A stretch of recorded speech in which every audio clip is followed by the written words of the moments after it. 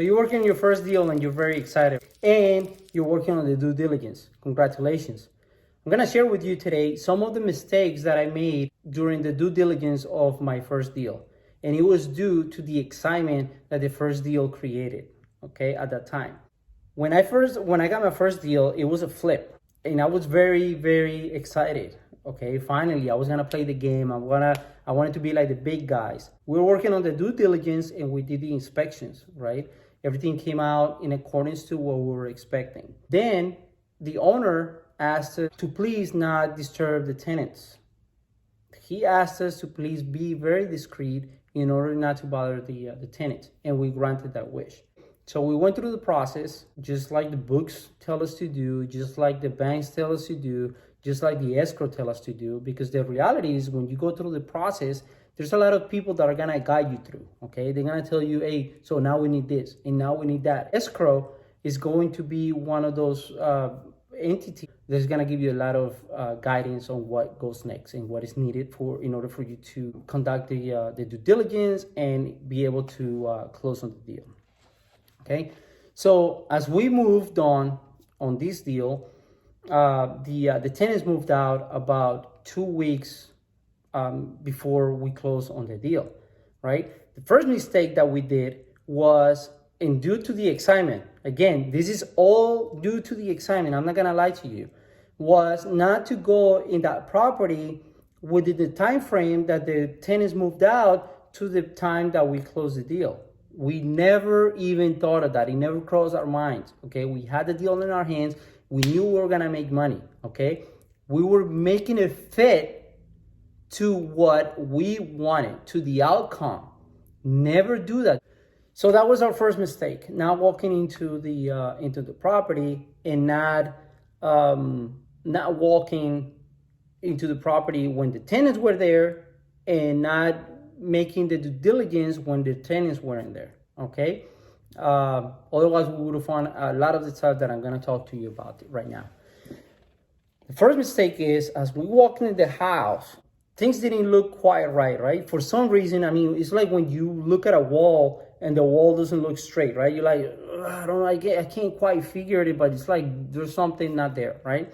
Again, excitement won't let you see that or won't let you rationalize that. The second thing that we did is, as I walked up, there's 3 bathrooms, right? 1 downstairs, 2 upstairs. As I walked up and look at the faucets, what is it that we want to do? Checklist. I opened the water in one of the bathrooms, right, to see if there was water running, anything going on with the water flow. I opened the water in one of the bathrooms, and the water was hot, almost immediately, like super hot, right? And then I opened the cold water and hot water, nothing changed. Then I closed the hot water and opened the cold water only, and it was still hot water, and it stayed like that all the time. So that bathroom was never used by anybody. So it was both the sink and the shower. That was the first finding right there. It didn't come out on the inspections, it didn't come out anywhere, and because we never walked the property, we didn't know what it was. It wasn't in our budget, and not only that, but at that point, I didn't know, or we didn't know how much it was gonna be. The next thing that we found was, remember I told you sometimes you walk in a room and you're like, I don't know, is the picture on the wall not placed correctly, or what is it? Well, we came to find out as we read the carpets that the floor was not even. Our plan was to put laminate floors. As a matter of fact, we had that already pre-purchased. So we had those floors in. We had the contractor come in and tell us, I cannot do the floors until we even this out.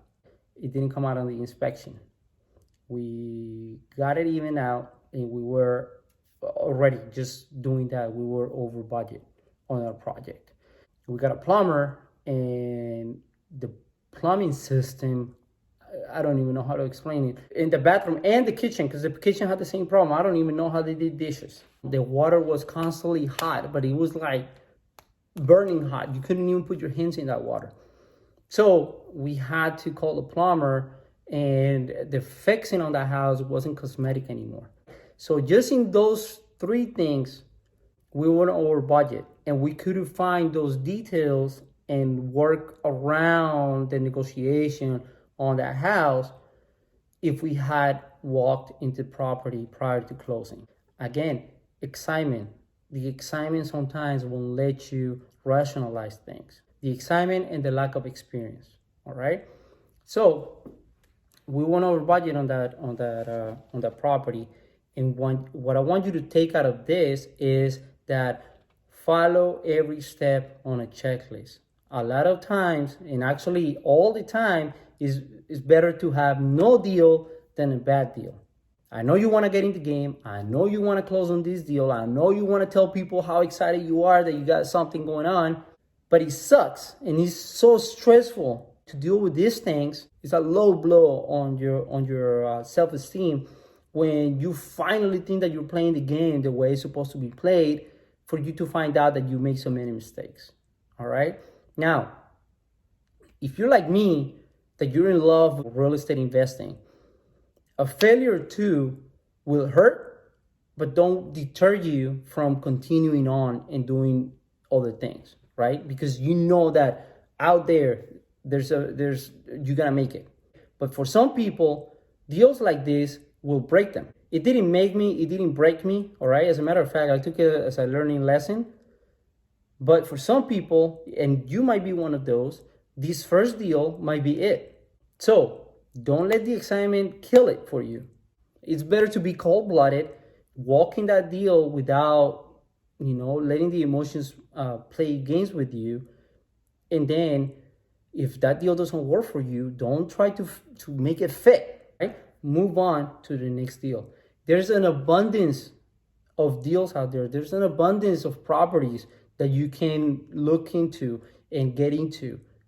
If you found that one that is closer to your criteria and you were almost there to close it, don't feel bad, all right? That means that you're looking at the right place, you're looking at the right time, you have the idea on how to get there, okay? It's just that next step of getting the due diligence, and now it becomes a part of the negotiation. You can turn it around in your favor if you know all those things. Let emotions play with you in the way that they play with me, then you're gonna move on too fast, too quickly, because you wanna get things done. That's not the right way to do it, because believe me, that punch hurt. So please leave a comment. Any questions that you have, I'll be happy to answer. Subscribe to our channel, and until then, my friends, stop playing games and play the game.